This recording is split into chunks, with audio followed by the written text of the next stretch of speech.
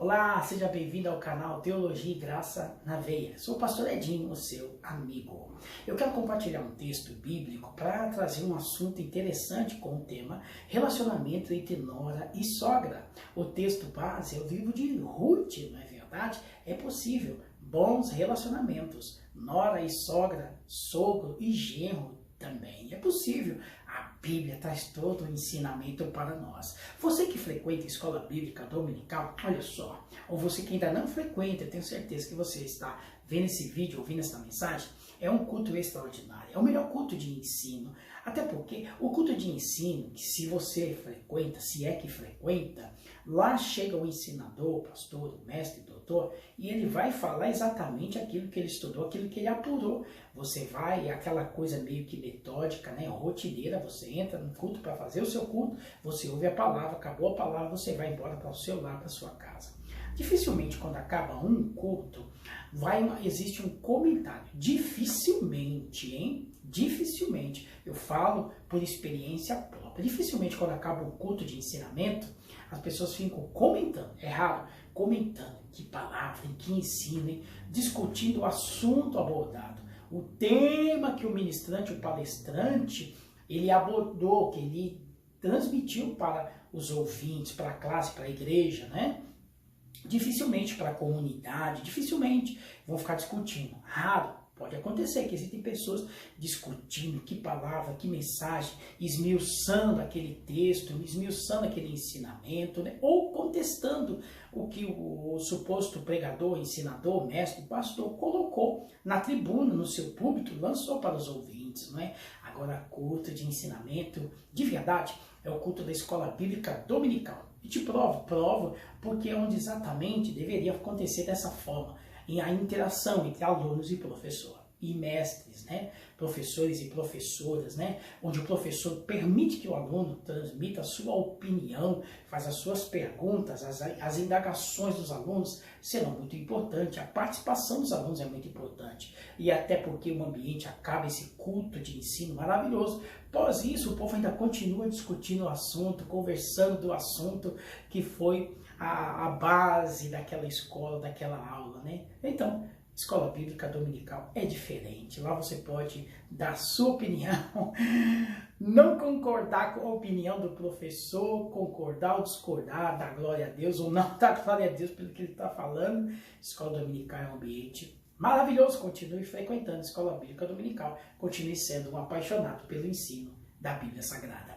A lição vai trazer um tema sobre relacionamento entre nora e sogra. A base do texto do assunto é o livro de Ruth, onde tem uma experiência extraordinária de uma família que vive tragédia, uma fome, uma necessidade, vive uma crise, não é? E precisa de buscar um meio de sobrevivência, e acontecem outras tragédias, e nós observamos a trâmite de uma situação devido à crise. Nós percebemos o relacionamento, a fidelidade, o comprometimento, nós percebemos o trabalho, o esforço, a dedicação, mesmo em circunstâncias contrárias, mesmo na adversidade, mesmo em crise de perder o ente querido, perder esposo, a família se desfazendo, mas a subsistência, prevalecer, a permanência, a existência, você vê um desfecho extraordinário, e que é possível as pessoas se relacionarem, se darem bem, sogro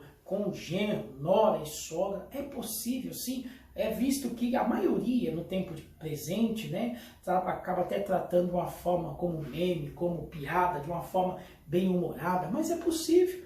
Poucos hoje falam que a minha filha casou, o esposo dela é como um filho, é uma bênção, e vice-versa também. O meu filho casou com uma moça, com uma mulher que é como uma filha para nós, né? Que acrescentou, que agregou, né? Fez um bem, né? Uniu na hora se descobre esse tipo de relacionamentos, se fortalece em meio a crises, não é? Em meio à adversidade, experiências negativas, que se descobrem pessoas que estão perto de você de verdade, quem elas são de verdade. E é isso que mostra no texto, no livro de Ruth. Vou repetir. Em meio à crise e à adversidade, mostra as pessoas que estão verdadeiramente do seu lado, no que você pode investir o que elas são realmente úteis ou não são úteis para o seu bem, para o bem de todos. É assim que se descobre, é na crise que se descobre pessoas de verdade. No livro de Ruth, no capítulo 1, versículo 16, que diz assim: disse, porém, Ruth, não me inste para que te deixe, nem me afaste de ti. Por onde quer que tu fores, irei eu. Por onde quer que pousares à noite, ali pousarei eu. O teu povo é meu povo, o teu Deus é o meu Deus. Ruth, capítulo 1, versículo 16. Ora, nós estamos vivendo um período da fé. Quando falo Bíblia, palavra, a verdade, é a aplicação da fé, né? E a fé mostra que é possível o amor familiar, o bom relacionamento, a fé, o entendimento, né? A afeição, né? A ajuda com o próximo, ajudar em meio à crise. É possível. Bons relacionamentos, afinal, o tema do trimestre está falando sobre o bem, a família, os seus embates e os seus desafios. É possível, com certeza, é possível. A fé une, a fé não separa, a fé une, o amor une e faz com que um seja muito mais útil para o próximo, em especial o tema do assunto, que é relacionamento entre nora e sogra, sogro e genro também. É possível, sim, né? Vamos ver. O texto vai nos dizer, o autor ele foi feliz em colocar algumas coisas em pauta, porque primeiro ele falou de uma crise econômica que acontecia na Judéia. Olha, Judéia, próximo em Belém, onde ele estava, em especial em Efratá, não é? Por isso Belém significa a casa do pão. Só que viveu um período de crise, não é? Pode acontecer? Pode acontecer período de crises, né? É normal, como a gente vê no tempo, na política de hoje, na situação social de hoje, é possível a crise, é possível uma família entrar em crise, é possível sim um departamento, uma empresa entrar em crise, né? Uma sociedade, família, entrar em crise, é possível sim, pode acontecer, nós estamos sujeitos a isso, a experiências negativas. E a Bíblia vai dizer que um homem, né, que ele sai dessa terra e vai para a terra de Moabe com a sua esposa e os seus 2 filhos. O nome da sua esposa era Noemi, não é? E o nome dos seus filhos é Malom e Quilion. E eles vão para essa terra, né, buscando um meio de sobrevivência, né? Porque onde ele estava não estavam bem as coisas. Só que a Bíblia diz que esse homem, Elimeleque, né, que é o chefe da casa, né, o cabeça, o homem, o esposo de Noemi, ele veio a falecer, né? E Noemi ficou com seus 2 filhos, Malom e Quilion, né, nessa terra. E a Bíblia diz que eles ficaram nessa terra por 10 anos. E nesse tempo, nesse período, eles descobriram, né, eles adquiriram mulheres, né, e o nome de uma era Orfa e a outra era Ruth, né? Só que a Bíblia diz também que nesse período também uma fatalidade aconteceu, né, de perder o esposo, né, e de Malom e Quilion perder o pai, né? E esses 2 também vieram a falecer, né? Então vem uma outra crise familiar, né? A crise da fome, da economia, né? E perder pessoas, meu Deus do céu, uma crise que aconteceu de tragédias, e tudo isso veio para Noemi, que era a mãezona, né? E aí ela ficou com as 2 noras, né? Orfa e Ruth. Ela viu que a situação pegou um peso tão grande, né? Insustentável, que ela então decide para as filhas, para as suas noras, né? Falou assim: olha, eu já estou velha, eu vou voltar para minha terra. Vocês 2 voltam para a casa das mães de vocês, para suas famílias, porque eu já estou velha, é impossível. Se acontecesse essa noite de eu casar, eu não teria nem estrutura para um dia ter filhos, gerar filhos, para ser esposo de vocês também. Ela decidiu e definiu o seguinte: acabou a vida para nós, não tem como dar continuidade, olha a minha situação, afinal meu nome diz isso, eu sou amarga de espírito, Deus permitiu passar por tudo isso, essa experiência, né? Então volta para casa de vocês, né? E ela chama de filhas, o texto diz que ela chama de filhas, volta para casa de vocês. E Orfa muito se entristeceu e ela fez conforme Noemi assim orientou. Mas porém Ruth, que inclusive o nome do livro traz o seu nome, o título do seu nome, Ruth, ela insistiu em seguir Noemi, né? Inclusive, ela fez uma declaração que o Deus de Noemi seria o Deus dela, e onde ela fosse, ela iria também, onde ela pousasse a noite ali, pousaria também. E ela fez uma declaração, né, de amor ao Eterno, né, e de devoção ao Deus de Noemi. Tem pessoas que observam a conduta do cristão. Talvez o cristão nunca evangelizou e falou do amor de Deus, da palavra, né, para ele, mas ele observa a conduta, o comportamento do cristão. Às vezes o comportamento de um cristão é mais do que um sermão, é mais do que uma palavra de evangelização, é mais do que um folheto entregue, né? A conduta do cristão prega mais do que ele imagina, do que ele pensa. Então, Noemi, a forma da devoção dela e como ela conduziu todas as coisas, apesar das situações, das crises, ela permaneceu, e isso chamou a atenção de Ruth. Ela faz essa declaração: o seu Deus é o meu Deus, né? Onde você for, eu vou. Estamos juntos e misturados. É o famoso, estamos juntos e misturados. Vão e decidiram voltar para Belém, voltar para sua terra, né? Não é vergonha dar um passo atrás. Você que está vendo esse vídeo, essa mensagem, não é vergonha voltar, dar um passo para trás, reconhecer, tentar recomeçar de novo, não é vergonha, né? E Noemi teve isso também, essa crise mental, essa crise emocional. Quantas pessoas que não passam por isso em meio a situações e adversidade? Por que Deus está fazendo isso? Por que Deus está permitindo isso, eu passar por isso? E tudo leva contra si. Tem muitas pessoas deprimidas, muitas pessoas, né, oprimidas, muitas pessoas numa crise de ansiedade. A crise de ansiedade ela é gerada por fatores que conspiram contra nós, conspira contra a própria pessoa. Foi o que aconteceu com Noemi. Então, conspira contra a fé, a sua espiritualidade, o seu emocional, acaba com a estima da mulher Noemi, né? Perdi esposo, perdi meus filhos, eu perdi a vida, eu perdi tudo, né? Que esperança eu tenho? Vou voltar para a minha terra, vou voltar para o meu lugar. É o mínimo que ela poderia fazer e decidir, né? Difícil. A desesperança, né, em meio à crise pode ser uma realidade para muita gente que está vendo essa mensagem, este vídeo, né? Crises talvez seja não o fim, mas seja uma oportunidade de Deus se revelar, de Deus mostrar que Ele pode, que Ele tem. É possível, não é? Então você observa que Ruth voltou com Noemi para Belém, e chegando na cidade,